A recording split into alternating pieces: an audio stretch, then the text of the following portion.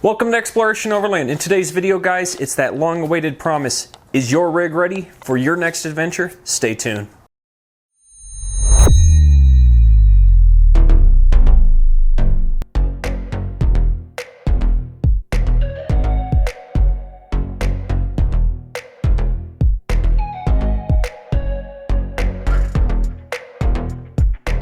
That is right, guys. In this video, we are going to discuss, is your rig ready for your next adventure? Now, most of the things that we will discuss in this video can be applied to any brand of rig, whether it's a Toyota, Jeep, Ford, so on and so forth. Now, some of these things will not apply to much older rigs, just because newer rigs, such as my Jeep behind me, has more computers than older rigs had in them. So certain things do not exist on older rigs, but that's okay. Most of the things are still relevant to those rigs, but we are going to discuss what you should be looking for and checking on your rig before you head out on your next adventure, because that becomes just as vitally important as your gear that you use on your trips. Once again, your rig is a piece of gear. It is one of the most critical pieces of gear, and you might want to make sure that it is up to par before you hit the trail next. So let's dive into this. Okay, you know I am not a stranger to things going wrong with my rig every so often. It's not a normal occurrence, but it has happened in the past, and it can be a bit irritating. And then there have been little things that have cropped up that are a reoccurring, let's just say, issue that I generally have to take care of when I'm on the trail, just because it comes loose. But one of the big things that you need to check to make sure that your rig is ready to go, and I say this is one of the biggest ones because it is your winch. First off, I really hope you have a winch on your vehicle. It is highly important that you do, because that is one of the biggest aids in self-recovery that you can have to get you out of a situation. Also, it is helpful to get other people that you come across out of situations. My winch, I've used it all of about 2 times for myself. 90% of the rest of it is helping other people. So it has been used. But one of the big things that most people don't think about with their winch is checking it. Generally, they think if I haven't used it, it's still good to go. Well, that could be the case, but you still need to check it. One of the biggest things you need to check is the actual synthetic line. As you guys might be able to see, I'll bring you guys in closer so you can. This bright orange synthetic line that I put on at the beginning of 2024 is now excessively faded, and I didn't use this at all last year. But the top part is excessively faded and things like that. Doesn't mean the winch line is bad, it just means the color has faded and gives it that older look. But one of the things you want to do is you want to undo your whole winch. You want to, if you have a cover, pop it up, put this thing in free spool and pull your whole winch cable out. And the reason you pull out your winch cable is, one, you get to check all the fibers of the winch cable. You're going to notice if something looks wrong with the winch cable, if there are any kinks in it, anything of that nature. The other reason you pull it out is, besides checking it, you get to then re-spool it. What does that mean? That means you're going to put this back in gear and you're going to re-spool the winch back onto the drum.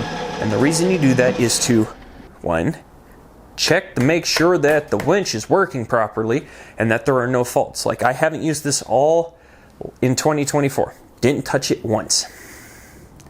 So that means I am due to pull this all out and re-spool it back in to make sure that the line is good and that the drum and all the components of the winch are working properly.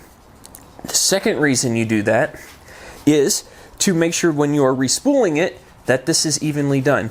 Generally, when you respool your winch, you want this connected to a log, another rig, a tree.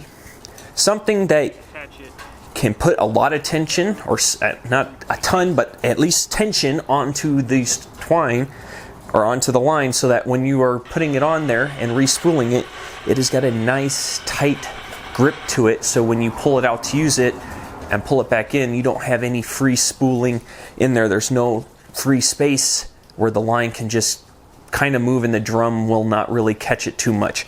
You want it to be nice and tight. What I generally do is, because I normally don't have a log that I can drag or another vehicle to pull off of. I normally hook this up to a tree strap. I throw the Jeep in neutral, and honestly guys, I just slowly let the winch pull the Jeep towards the tree as I am feeding this back and forth to make sure that it's spooled nicely. A little link will pop right here to my how it works video on how I talk about a winch, and you guys will see exactly what I do when I am checking the winch and then re-spooling it back on to the Jeep. But this is one of the biggest crucial pieces on your Jeep as in recovery gear. I talked about it in my last video, that you need to make sure this works. Any little faults, anything that could be wrong with this, you're gonna find out. And it's no good if that doesn't work, guys. It's great if you don't touch it all year, but you still need to check it every year to make sure that it works. Now, if you are in a situation where you have to constantly be using your winch, you need to make sure that after all those uses that it is working properly. If you were in a muddy situation, pull out the winch line and spray it down. Get it nice and clean, spool it back up. You guys, you want to make sure that your winch is clean, well maintained, and hopefully most winches nowadays are waterproof, and most people run synthetic lines, so the rust aspect of things is a lot lower. But make sure that it'll still engage in the free spool into a neutral mode and then re-engage. That is a big main piece as well, because you always want that to happen, because if that doesn't work, the winch is deemed useless. So on to our next bit. Okay, sticking with the front of the Jeep here, something else you should check just to make sure that they are still working, especially if you're not using them all the time, are your accessory lights. I have 2 amber lights here, and I have some amber rock lights underneath the Jeep. I don't really use these very often. If I'm getting into camp late, sometimes if it was a day trip that just lots of things were happening and we had to end it in the dark, I use them. Otherwise, guys, I don't really touch these lights. They're there for aesthetics and for when I need them. And so every once in a while, I like to check them to make sure that they are working properly. And the reason I say that is I have had a rock light on my KC rock lights that I have under the Jeep. I had one of those explode. As in, like, half the LEDs did explode on the light, and it wasn't working. And I don't know how long it had been like that until I needed the lights one day, and I flipped the switch, and all of a sudden I didn't have light in a spot that I needed, that I was hoping for. And I found out that, oh, that was broke. And so it's caused me to constantly keep an eye on my lights to make sure that they are working. But generally, guys, most people have these lights on their rig because they're not always using them at night. It's just for that aesthetic look or the occasional use. Just make sure that, one, they're working, 2, everything seems to be in order, and that they're still tight, guys. I have not had issue, but I do know some people where the brackets that mount their lights to their rig, whether it's on the A-pillar, a light bar, here on the bumper, they do tend to get loose over time, especially when you're on those washboard roads. Just make sure that they're not super loose and can just freely move about where they like. You want them to be in the spot that you need them. The next area of business does involve being under the hood here. And this is one of those critical areas as well that you need to make sure that things are properly working and in good order. First, I will say, check your air filter. Check the air filter going into the engine. Make sure it's not full of dust, especially if you are typically wheeling with other people or out in the desert. It generally will get really compact, full of dust in here. Sometimes it's smart to undo this and blow it out on the trail if you have an air compressor to do so. Otherwise, generally, you could probably make it to the end of your adventure, but you need to replace your air filter. That goes the same for the in-cabin air filter. Now, that doesn't need to be changed quite as often as your engine air filter, but it is a good idea to check it, especially if you haven't changed it in a while.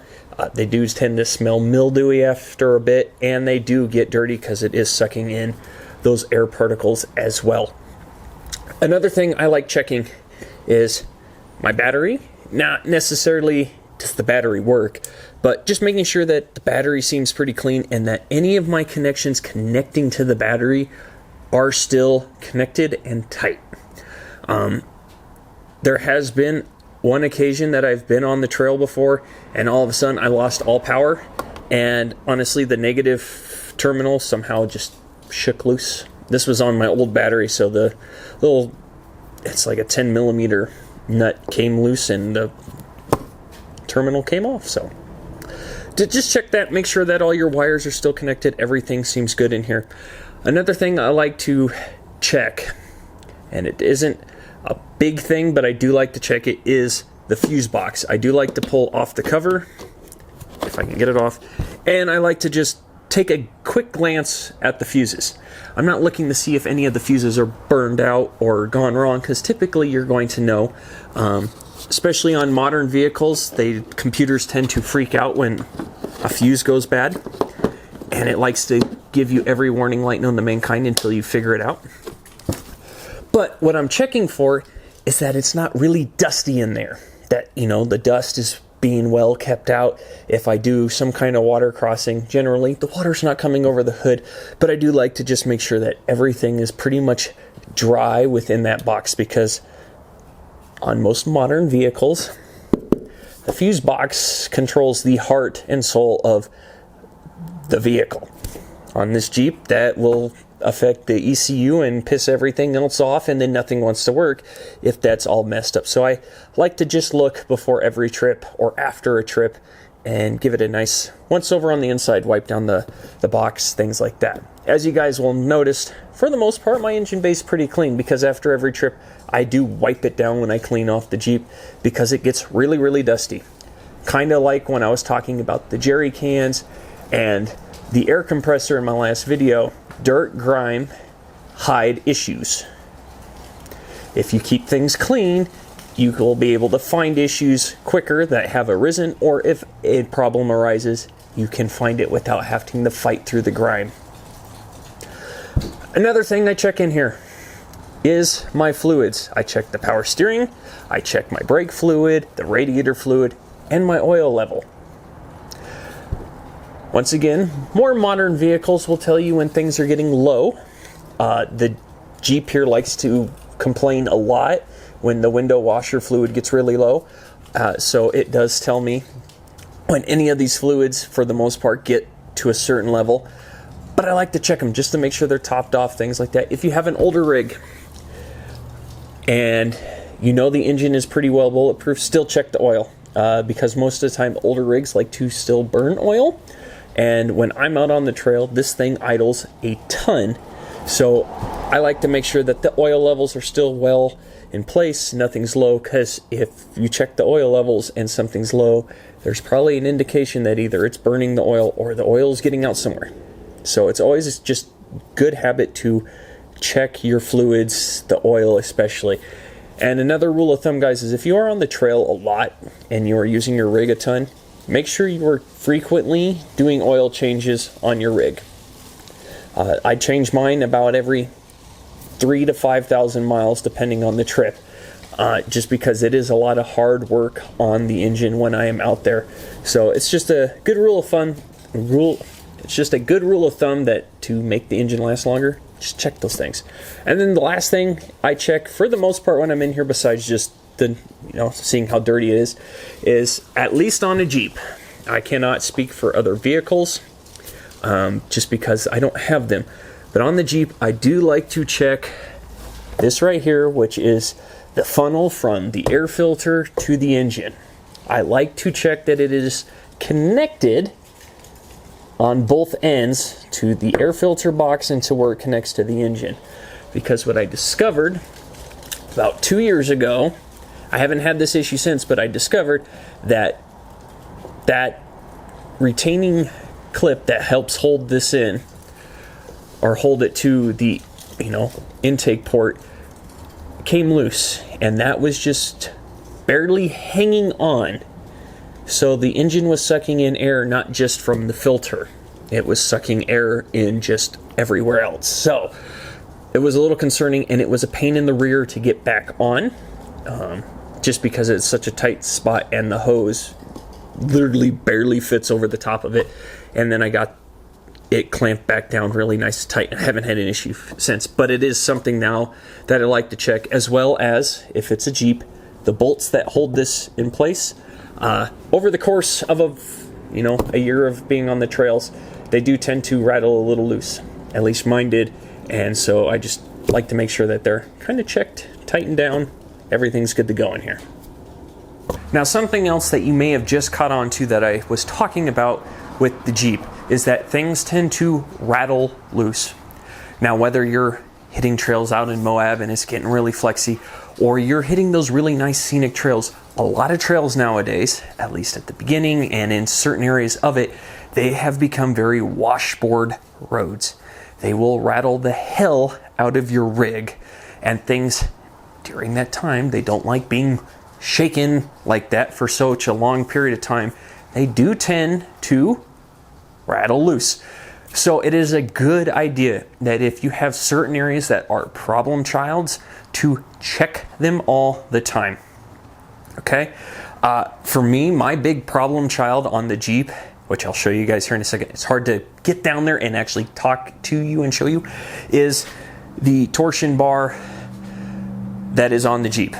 On the passenger side here, right down here, like I said, I'll show you, it always comes loose. Ever since I did the suspension upgrade on the Jeep, that has constantly been a source of coming loose on washboard roads. It always has. And so one of the steps I have taken now to try and fix this, because I have tried Loctite, all those things, was I switched the way the nut and the bolt were going, and then Loctited it, made sure it was nice and tight. And so I'm hoping this year it's less of an issue, but that has been one of my biggest problem children that comes loose after driving over washboard corrugated trails for a long period of time. And it's one of those, I know that it's come loose because the Jeep tends to make a clicking sound in the steering, and that's what it is, because it's just the weight of the Jeep is shifting and it's not tight and holding it nicely. But check those things. Check all the stuff that you think would come loose. And with that, check your lug nuts. You would be amazed how many people I have actually seen on the trail where either their tire fell off or their tire was about to fall off because their lug nuts were not torqued to spec, and we're on this washboard corrugated road and it just shook the lug nuts loose. Because you got to remember, all that shaking is going right through those tires and then up into your rig.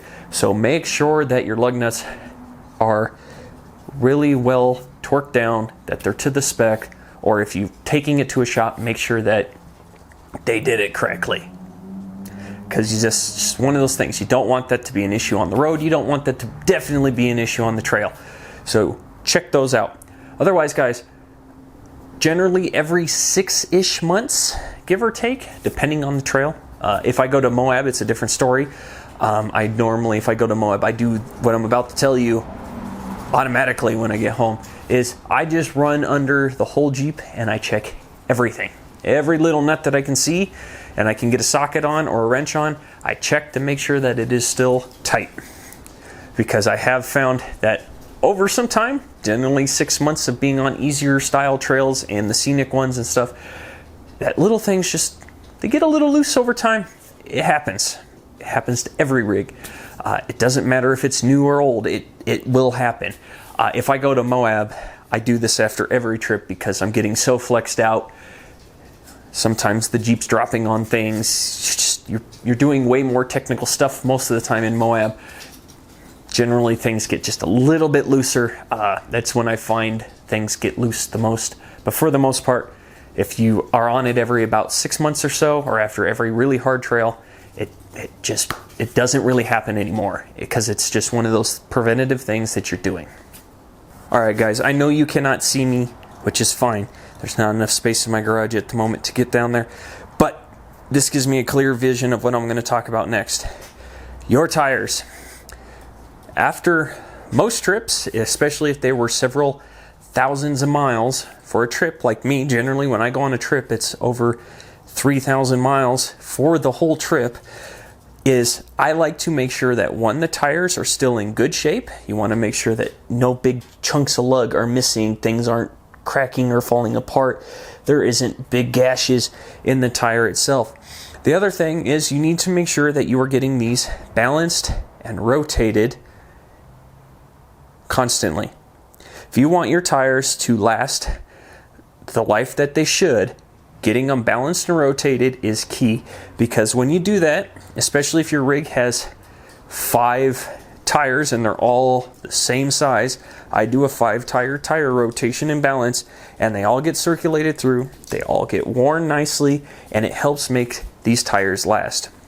Especially with mud terrains, guys, they tend to eat themselves alive on the road because it's the road. The road likes to eat tires, especially mud terrains, and on the trail they'll do really, really great, but you want to get the most life out of these tires. These are my Milestar Patagonias MT02s. They are not a sponsor of the channel, but I have had these tires for a year and a half now. They have over 25,000 miles on them, and they're still in great shape, which is really good. Like, the tire tread and everything like that is still really good. Things are holding up well. Now, when I took my tires in more recently to have them rotated, they did tell me that they're getting towards the end of their off-road life, and it's just because your lugs are starting to get worn down, things of that nature.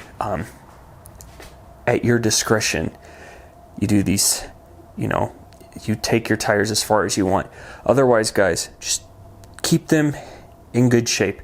Make sure that there's nothing wrong with them that could cause you to have an issue on the trail that wasn't because of an object on the trail, if you get what I'm saying. You just don't want to have issues.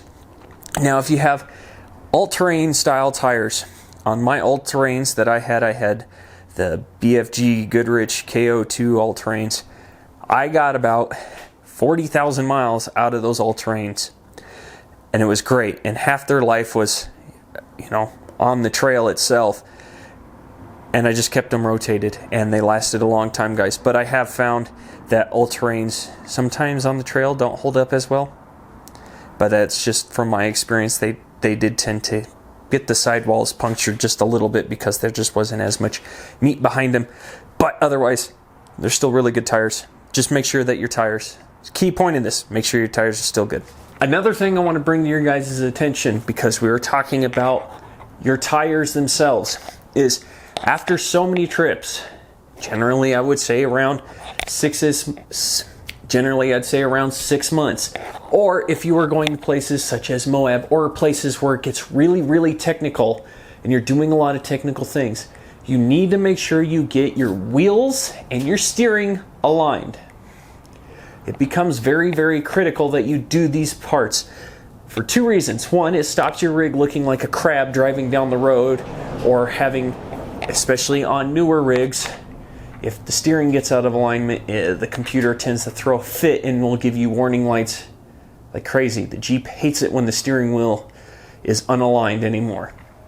I have learned how to correct the steering alignment just to help it get home, so the computer stops complaining, but it is highly important. The second reason is it helps with the wear of your tires. Besides balancing and rotating your tires, you need to make sure that the wheel alignment is right, because that affects how your tires are rolling on the road and how they are getting worn. So take it to a place, unless you know how to do it yourself. I honestly do not know how to align my tires. I understand the concept of it, I just don't know how to do it. So I take it to a local 4-wheel drive shop. They align it, they make it all nice and perfect. Guys, it's generally between like $150 to $200, depending on your local shop that you take it to, or the dealer, and everything is good to go. It is just safe reassurance that everything under the Jeep is proper, your tires will wear properly, and that just issues aren't arising. All right, we've been talking a lot about little tiny things to check on your rig. All these things, like I said, apply throughout almost every single rig. If it's a little older, you don't have to worry about things like a wheel speed sensor going wrong and throwing an error to your computer and your vehicle freaking out, or these tiny little computer errors that I was mentioning that can happen on newer rigs. You just don't have those issues, which is great. But it does mean you need to be a little more inept at knowing your vehicle inside and out. It is highly important to know your vehicle inside and out. Now, with all that said, your vehicle tends to go and take a beating. That is the whole point of why you have it and use it on your adventures. Not to just like beat the hell out of it, but because you're taking it out on these adventures, you're taking it places so you can get out into those remote spots. By doing that, it does tend to take its beating, whether it's from corrugated roads, just long times on the trail, lots of idling, running for 12 plus hours at a slow moving pace. All these things affect the heart and soul, which is the engine, not the ECU, not the computer, the engine. That's why it is important to make sure the fluids, things like that, are checked, changed, and that everything is working correctly. If you guys are not mechanically inclined, or you don't know a whole ton about mechanical things, take it to your local four-wheel drive shop, things like that. They generally have a service that, you know, is either free or relatively cheap, where they inspect your rig to make sure that nothing is really going wrong with the heart and soul of it all. Things you just don't want. Something else you need to keep in mind is that, and this I'm going for more, it involves all rigs, but newer rigs especially, because dealers like to lie out their teeth about this. For as much as you drive and change the oil in your rig, if it is a massive, heavy-duty off-road vehicle, you also need to be changing out the axle fluids, you know, the diff fluids that are in there, and you need to be having your transmission fluid changed. You need to do a transmission fluid change on it. The reason why I bring this up is most newer vehicles have a lifetime transmission fluid. Load of crap is what that is. You need to make sure that it's getting changed. Some people will say the rule of thumb is every time you change the oil, you change the transmission. I don't really fall into that category. About every 50,000 miles, I change the transmission fluid. I just had it changed midpoint sometime last year. I think it was like June. I think I had the transmission fluid changed just as it hit 50,000 miles. And it was a good thing I had it changed, because the oil or the transmission fluid actually was starting to get really bad inside the Jeep, because I use it all the time. Like I said, most dealers say it's a lifetime fluid. It's not. You need to have it changed because it just helps the transmission keep running healthier. Especially with your diff fluids. You use it all the time, especially in four-wheel drive. You need to keep those fluids changed out. It's just better for the vehicle, helps the longevity of those components stay together. It's important, guys. I understand that dealers say these things, but they're not anticipating hardcore use. They're anticipating mall crawlers driving down the road. So that's why they say lifetime fluid changes. But just one of those things to keep in mind.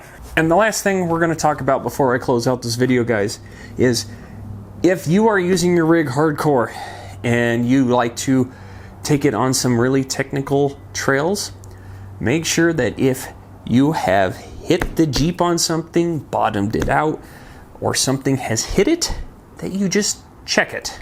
I'm not saying get out right that second and check it, but I'm just saying if you have acquired a new dent on your rig, you hit something underneath it, if it's a newer rig, one of the plastic fenders has broken off, just check the damage. Just an overall inspection of it. Check to make sure that it's not going to impede your progress and having fun, that it's not become a crucial problem, especially if you're bottoming it out. I know at least with Jeeps, most things are kind of tucked up out of the way, but that doesn't stop stuff hitting things. I had the issue last year, about June, or July, it was in July, where the front drive shaft branch that was on the trail at some point, it snagged the little plastic covering over the gears of the drive shaft, and it ripped it off. And so it was kind of making noise, and I had to get under there and pull it off. And it's where the drive shaft likes to collapse and stuff, but it can happen. And then oil pans, things like that, you just want to make sure that you haven't smashed them. On some of the newer rigs, some of the older rigs, they have plastic oil pans. They get hit, bye-bye oil pan. You think it won't happen to you until it does. There have been lots of people on the trails that it has happened to. So don't just take, bashes, hits, things like that, like you would as a person, and take it off the shoulder and keep going. Get out, make sure that it isn't a critical component or a big piece of damage that's going to hinder your vehicle working correctly. It's highly important that it does, guys, especially if you're deep in the trail. Trying to get off it can cost you a lot of money from a recovery trail service just to pull your rig off the trail. But that's the gist of it, guys. You need to make sure that your rig, which is one of the biggest critical pieces of equipment and gear you have when you are on your adventures, is properly functioning. Like I said, there will be different links that have appeared in this video to other videos I have done on specific components of the Jeep, but I am speaking from a lot of experience of either helping people or things that have happened to my own rig that I've discovered over the past couple of years of wheeling all the time, everywhere I go. Little things do tend to crop up, and especially on newer rigs as they get older. And when I say older, I don't mean years, I mean mileage. Start putting a ton of miles on your rig, things are going to start to appear and happen a little more frequently. I'm seeing that now. The Jeep has over 60,000 miles on it now, and tiny little things, wheel speed sensors, certain other computer aspects. I had a crank seal go bad. Things like that just tend to start cropping up the more miles you get. And like I said, over 60,000 miles. Guys, literally 40,000 of that 60,000 miles have been all trail. So she works. But these are little things that I constantly check that help mitigate bigger issues happening. Or if a big issue happens, it's really easy to find out. That's why it's highly, highly, highly important that you know your rig inside and out. You know how it works, where things are, and if something goes wrong. That's why so many people talk about knowing your rig, getting to know your rig. That's why, guys, it is very important. But I hope you guys found this informational and helpful to you guys. I had a fun time doing it, though it was very much a lot of knowledge. I had a ton of fun doing this for you guys. So thank you all so much for joining me today. If you haven't already, hit that subscribe button, guys. You guys are what makes this channel happen, and it helps me out immensely. So go ahead, hit that subscribe button. Otherwise, next time you see me, we'll be out on the trails. So until then, guys, take care.